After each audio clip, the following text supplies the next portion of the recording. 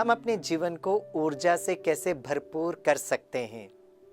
कहते हैं energy is the capacity to do work. कार्य करने की क्षमता को हम ऊर्जा कहते हैं। हम कर्म तो करते ही हैं, लेकिन कितने उमंग उत्साह के साथ कोई कर्म करते हैं, इस पर विचार करना बहुत बहुत ज़रूरी है। दोस्तों, अपने बचपन के दिनों को ज़रूर याद करिए। आपको सुबह उठकर स्कूल जाने में कितना तकलीफ होता था, लेकिन अगर आपको पता है कि कल आपको किसी पिकनिक में जाना है तो रात को नींद नहीं आएगी। सुबह हम कितना एनर्जेटिक फील करते हैं, कितने उमंग उत्साह में, कितने खुशी में और कितने आनंद में हम सुबह उठते हैं, तैयार होते हैं और दौड़ते दौड़ते हम स्कूल पहुंचते हैं। इस सकारात्मक ऊर्जा से कर्म करना ये बहुत बहुत ज़रूरी है। दोस्तों, ये जो ऊर्जा जो है दो स्तर पर काम करती है। एक है शारीरिक स्तर पर और दूसरा जो है वो मानसिक या भावनात्मक स्तर पर। The energy works at the physical dimension and at the mental and emotional level. दोस्तों, शरीर में ऊर्जा होने का मतलब है कि हमारा शरीर तंदुरुस्त होगा और हमारा शरीर निरोगी होगा। मुझे याद आता है, इसी तरह एक अंतर्राष्ट्रीय योग दिवस के कार्यक्रम में मेरे सामने बहुत सारे लोग बैठे थे। तो मैंने कहा, देखिए, हम अपने जीवन की मनोकामना को लेते हुए कि हमारा शरीर स्वस्थ रहे, हमारा परिवार स्वस्थ रहे, अच्छे रहें, इस मनोकामना को लेते हुए हम मंदिरों में जाते हैं और मंदिरों में जाकर देवी देवताओं से ये मन्नत मांगते हैं, ये प्रार्थना करते हैं कि हम स्वस्थ रहें, हमारे परिवार के सदस्य स्वस्थ रहें। सभी ने कहा यस।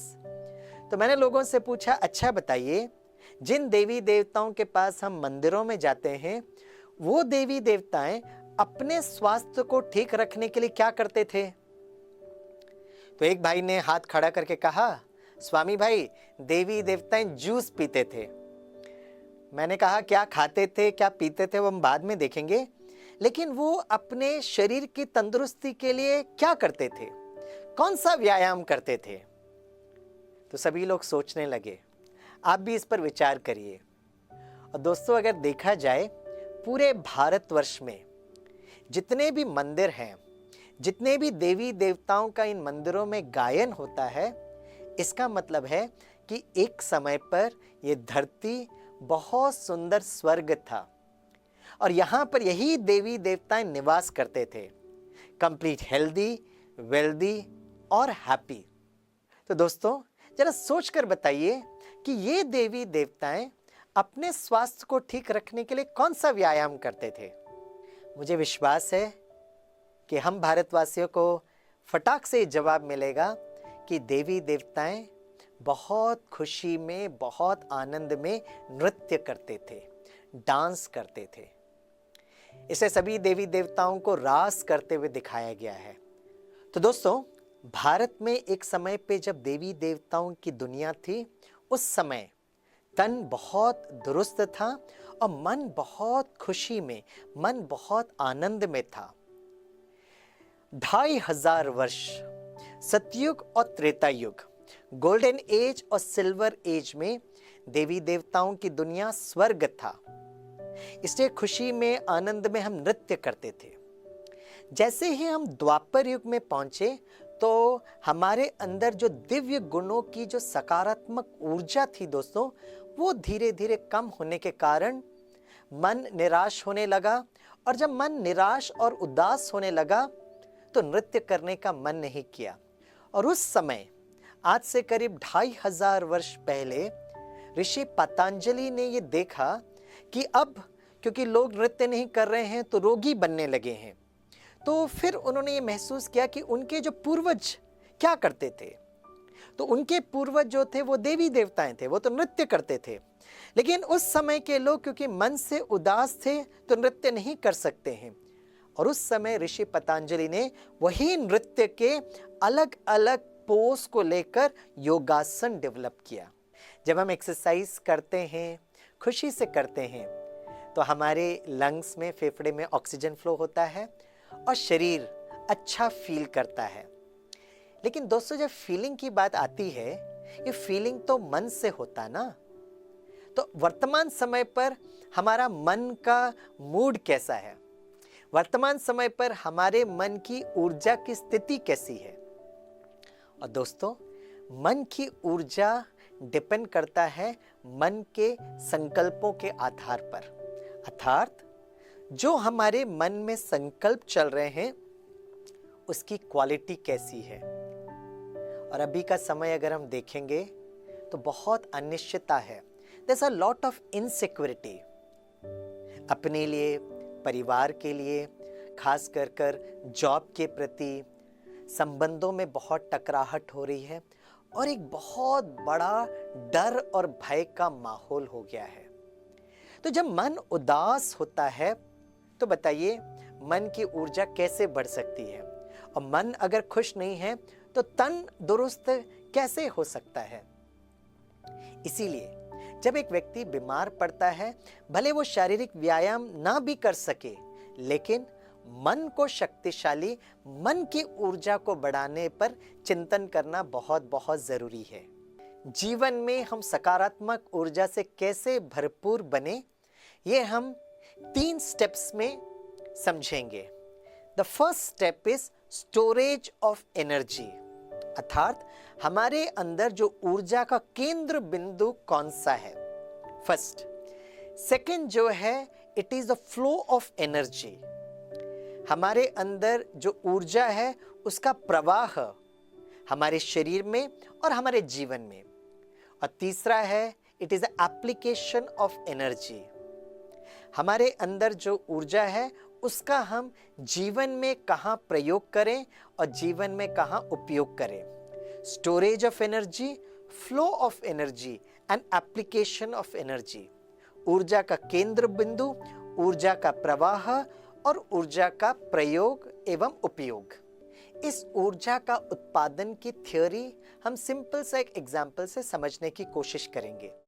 जैसे सूर्य जो होता है वो ऊर्जा का स्रोत होता है, केंद्र बिंदु है वो।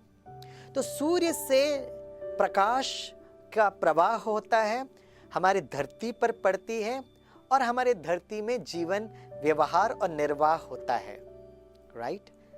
अगर हम हाइड्रोलिक एनर्जी की बात करें, अगर हम जल शक्ति की बात करें, तो ऊर्जा का जो केंद्र बिंदु होता है और वो होता है डैम। हमको पता है डैम में पानी का संग्रह होता है, फिर पानी का प्रवाह होता है, और पानी जो होती है वो ऊंचाई से नीचे की तरफ आती है, टरबाइन रोटेट होता है जिसके कारण हम प्रकाश उत्पादन कर सकते हैं, और ये प्रकाश का प्रयोग एवं उपयोग हम अपने घर में अलग अलग अप्लायंसेस में हम यूज करते हैं। So my dear friends, let us discuss on the first point, the storage of energy. ऊर्जा का केंद्र बिंदु कौन सा है। जैसे हमने ये संकल्प किया कि मुझे एक्सरसाइज करना है, और धीरे से वो जो संकल्प जो है वो ऊर्जा में कन्वर्ट हुई, और मैंने धीरे से हाथ उठाया, धीरे से मैंने स्ट्रेचिंग एक्सरसाइज की, मैंने प्राणायाम किया, मैंने सूर्य नमस्कार किया। ये सारा एक्सरसाइज या व्यायाम तो मैंने किया, लेकिन प्रश्न उठता है कि अगर मेरे हाथ को भी उठाना है तो ये कर्म हो रहा है। तो ये जो ऊर्जा जो है जिसके द्वारा मैं अपना हाथ उठा रहा हूं, उस ऊर्जा का केंद्र बिंदु कहां पर है और कौन है। मैं आपको एक सिंपल उदाहरण से समझाने की कोशिश करता हूं। जस्ट इमेजिन करिए दोस्तों, एक व्यक्ति रास्ते से चल के जा रहा है और अचानक उसका एक्सीडेंट हो जाता है, तो लोग उसको पकड़कर हॉस्पिटल लेकर आते हैं। डॉक्टर्स कहते हैं bring the patient in. Doctors उन पर ऑपरेट करते हैं। Unfortunately the patient is brought late, इससे पेशेंट की मृत्यु हो जाती है। तो डॉक्टर क्या कहते हैं, डॉक्टर अपने वार्ड बॉय को बुलाते हैं और कहते हैं टेक द बॉडी आउट। आते वक्त पेशेंट और जाते वक्त बॉडी, अर्थात पेशेंट और बॉडी के बीच में कुछ अंतर है। जैसे एक व्यक्ति को समाज के प्रति बहुत अच्छी भावना है, वो कहेगा मृत्यु के बाद मैं अपने कॉर्निया को डोनेट करूंगा, मैं अपने दिल को डोनेट करूंगा, मैं अपने किडनी को डोनेट करूंगा। और वो विल पेपर लिखता है, और मृत्यु के बाद उस व्यक्ति के कॉर्निया को निकालकर हम दूसरे व्यक्ति पर फिट कर सकते हैं और वो आंखें देख पाती है। हमारा हार्ट यहाँ काम नहीं करता है, लेकिन अगर हमने उस हृदय को ओपन हार्ट ट्रांसप्लांट करते हुए दूसरे किसी शरीर में हमने ट्रांसप्लांट किया तो वहां वो दिल धड़कता है। हमारा किडनी यहाँ काम नहीं कर रहा है, लेकिन ये किडनी को अगर हमने दूसरे शरीर में फिट किया तो किडनी वहां काम करती है। प्रश्न उठता है कि वो यहाँ क्यों नहीं काम कर रहा है। हॉट आयरन बॉक्स जिसे हम प्रेस करते हैं, राइट, हम उसको टच करते हैं, बहुत गर्म होती है, इमीडिएटली हम अपने हाथ को निकाल देते हैं, करेक्ट। लेकिन मृत्यु के बाद सारा का सारा शरीर आप अग्नि में डाल दीजिए, उफ तक नहीं करती है। क्यों नहीं करती है?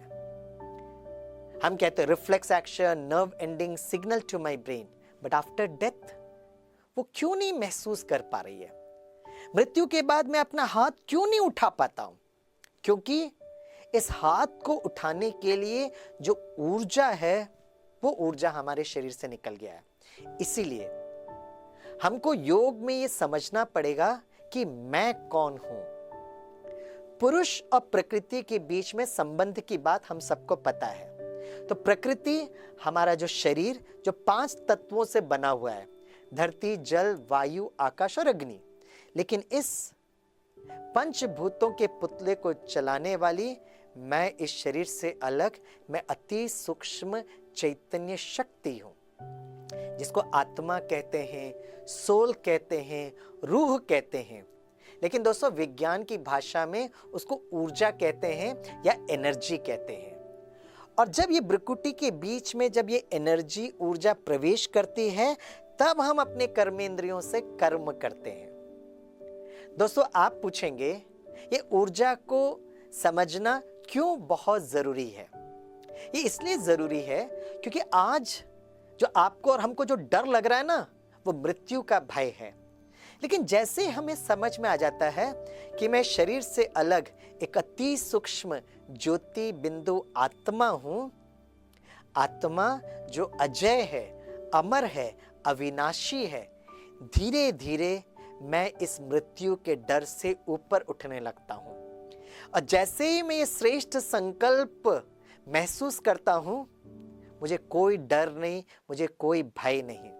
दोस्तों जैसे ही हमें ये ज्ञान मिलता है कि मैं शरीर से अलग एक अति सूक्ष्म चैतन्य शक्ति हूं, धीरे धीरे मैं डर और भय से विस्मृत होता हूं, मैं उस डर से बाहर निकलता हूं और मेरे अंदर जो ये ऊर्जा होती है वो सकारात्मक ऊर्जा बनने लगती है। इसलिए एनर्जाइजिंग लाइफ में हम सबसे पहले ये महसूस करें कि मैं ये शरीर नहीं हूँ, मैं एक चैतन्य शक्ति आत्मा हूँ। अब हम जानेंगे ऊर्जा का प्रवाह, द फ्लो ऑफ एनर्जी। दोस्तों जो आत्मा अपने अंदर जो संकल्प क्रिएट करते हैं उसकी जो ऊर्जा होती है 2 शरीर में फ्लो होती है। एक है हमारा स्थूल शरीर जिसमें सारे सिस्टम अवेलेबल है, और दूसरा है वो हमारा है सूक्ष्म शरीर, the energy body, the etheric body. आत्मा जो मन के द्वारा जो संकल्प रचती है और उसमें जो भावनाएं उत्पन्न होती है, उससे हमारे चारों तरफ एक प्रकाशमय काया, एक आभा मंडल, एक ऑरा बनता है। दोस्तों सारे दिन में मैं आत्मा जो संकल्प की रचना रचता हूँ, जो श्रेष्ठ भावनाएं होते हैं, उससे मेरा प्रकाशमय काया बहुत पॉजिटिव, बहुत एनर्जेटिक हो जाता है, जिससे मेरा स्थूल शरीर भी स्वस्थ रहता है। लेकिन अगर मैंने नकारात्मक संकल्प या नकारात्मक भावनाएं मेरे मन में अगर आती है तो मेरा प्रकाशमय काया की जो ऊर्जा होती है वो धीरे धीरे कम हो जाती है, और जब उसकी ऊर्जा कम होती है तो ऑटोमेटिकली हमारा जो शरीर जो होता है वो रोगी बन जाता है। मैं आपको एक सिंपल सा सहज उदाहरण से मैं आपको समझाने की कोशिश करूंगा।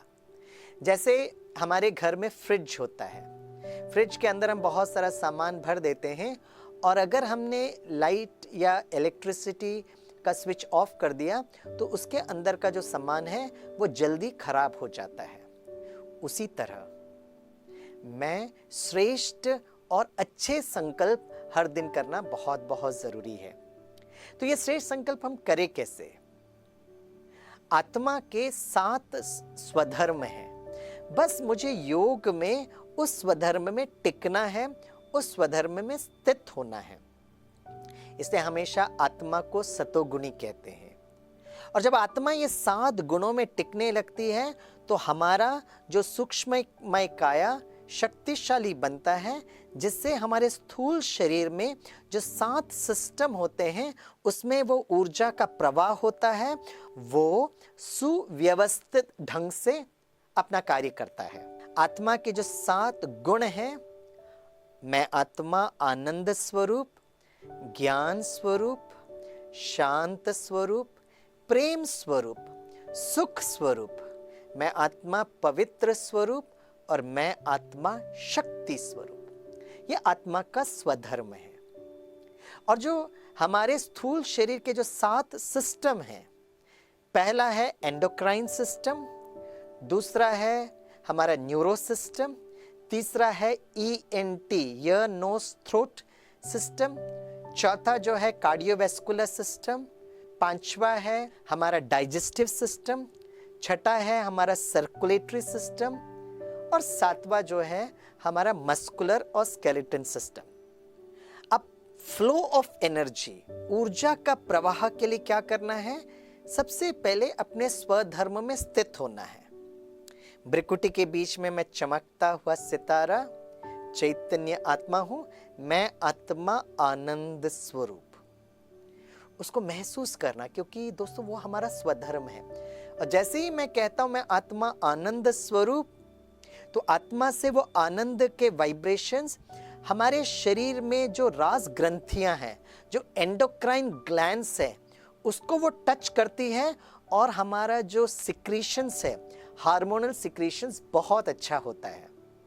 इसलिए अगर हम बहुत खुश होते हैं तो आत्मा जो होती है वो हैप्पी हार्मोन्स रिलीज करती है, जिसको एंडोर्फिन्स कहते हैं, एनकेफेलिन्स कहते हैं। लेकिन अगर दुख, डर, भय, चिंता का संकल्प अगर हम क्रिएट करते हैं तो आत्मा जो है वो नेगेटिव एनर्जी रिलीज करती है, जिससे हमारे शरीर में नेगेटिव हार्मोन्स का उत्पादन होता है, जिसको कॉर्टिसोल्स कहते हैं, जिसके द्वारा फिर वो बैड कोलेस्ट्रॉल भी बनाता है।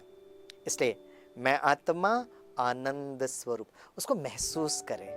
करेक्ट। और जैसे ही मैं महसूस करता मैं आत्मा आनंद स्वरूप हूं, तो हमारा जो सहस्त्रात्र चक्र है वो ऑटोमेटिकली काम करने लगता है। इसलिए आपने योगा में 7 चक्रों की भी बात कही।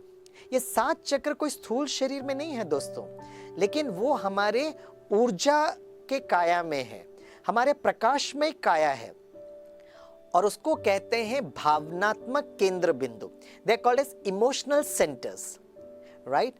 तो जैसे ही मैं महसूस करता हूं मैं आत्मा आनंद स्वरूप हूं, तो हमारा सूक्ष्म शरीर का सहस्त्रात्र चक्र खुल जाता है। स्वदर्शन चक्र फिराने से, अर्थात स्व का दर्शन करने से, हमारे प्रकाशमय काया का हर चक्र काम करने लगता है, जिसका प्रभाव वो हमारे स्थूल शरीर में पहुंचता है। जब आप किसी हॉस्पिटल में जाते हैं ना, तो वहां पर आप देखेंगे कोई पेशेंट लेटा हुआ है।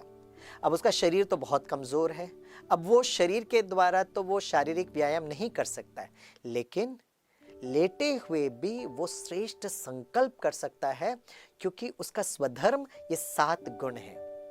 तो जैसे ही वो ये श्रेष्ठ संकल्प करता है तो ऑटोमेटिकली उसके आत्मा के अंदर जो बल है वो प्रवाह होने लगता है, और धीरे धीरे उसकी जो शरीर की जो प्रतिरोधक शक्ति है वो भी बढ़ने लगती है, और वो जल्दी ठीक होकर वापस आ सकता है।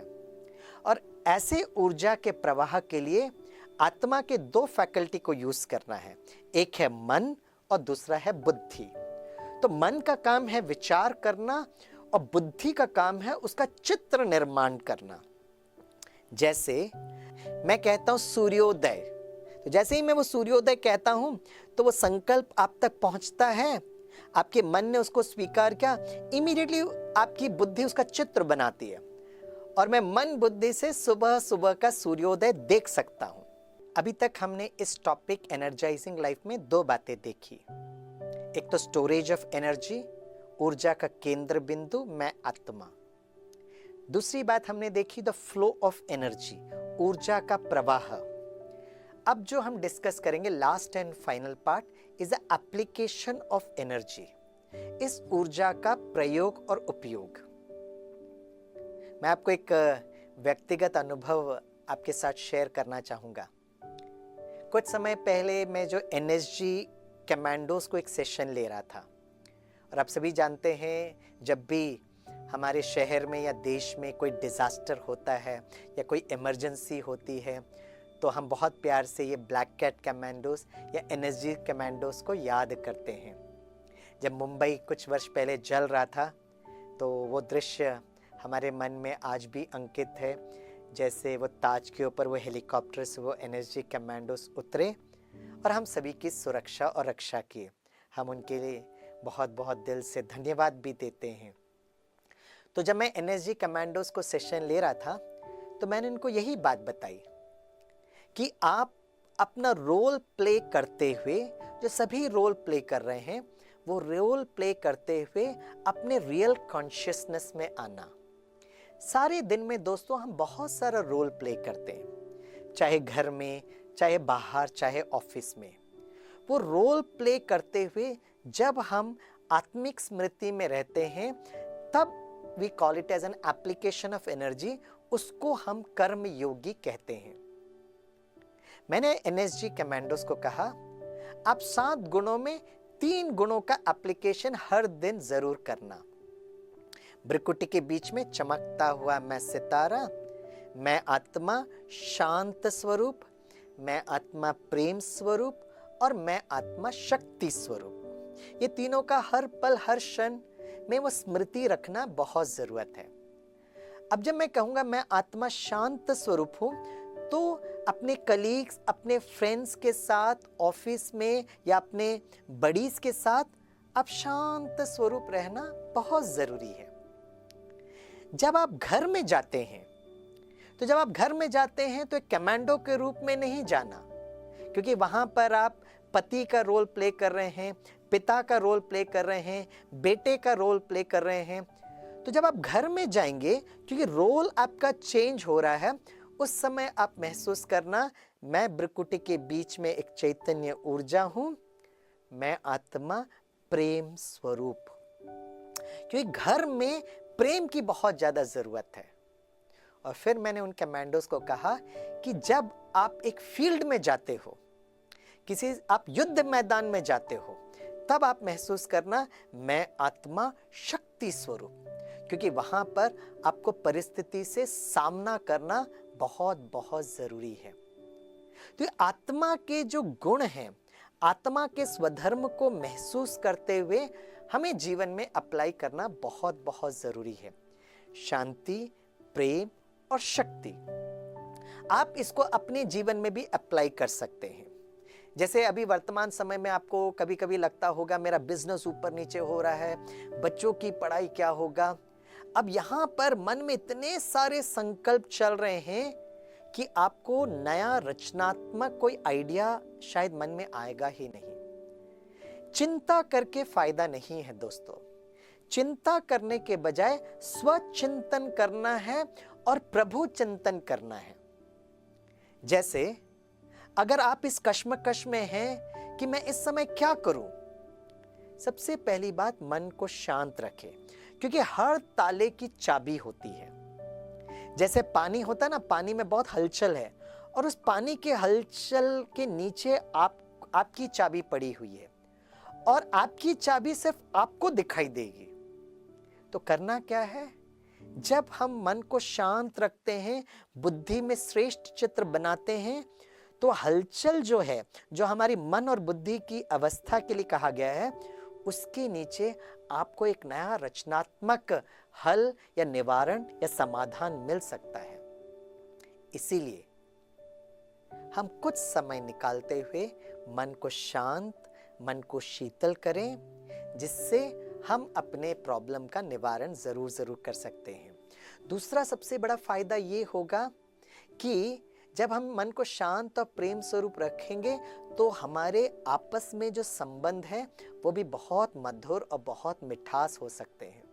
और लास्ट और बहुत इम्पॉर्टेंट बात कि हम पूरा दिन स्वचिंतन करते हुए दिल से ईश्वर को हम धन्यवाद दें, क्योंकि परमात्मा ने इतनी सुंदर प्रकृति दी है, परमात्मा ने इतना अच्छा शरीर दिया है। तो बीच बीच में दिल से जब हम ईश्वर को याद करते हैं तो शक्ति का प्रवाह ऊपर से नीचे की ओर बहता है। हम सबको पता है, हम सर्वात्माओं के पिता परमात्मा शांति के सूर्य, प्रेम के सागर, शक्ति के स्रोत हैं। तो जैसे ही हम मन और बुद्धि से उस परमात्मा को देखने लगते हैं तो वो ऊर्जा हमारे अंदर आने लगती है और उससे हमारा शरीर भी स्वस्थ होता है, हमारे संबंध बहुत मधुर होते हैं और हमारे कार्य क्षेत्र में हमको सहज सफलता मिलने लगती है। तो चलिए दोस्तों, चलते फिरते भी, कर्म करते हुए भी मैं आत्मा इस शरीर के द्वारा शांत स्वरूप, प्रेम स्वरूप, शक्ति स्वरूप होकर मैं कर्म कर रहा हूँ। ये स्मृति ही योग है और इससे हमारे जीवन में सहज समृद्धि आ सकती है।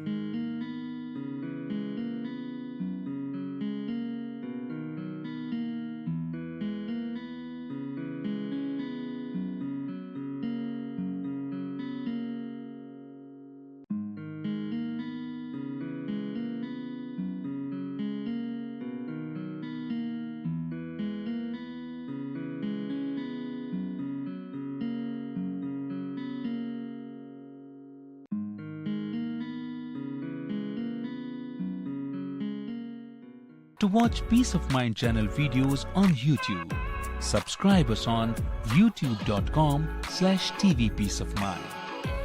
Just a click for a peaceful life.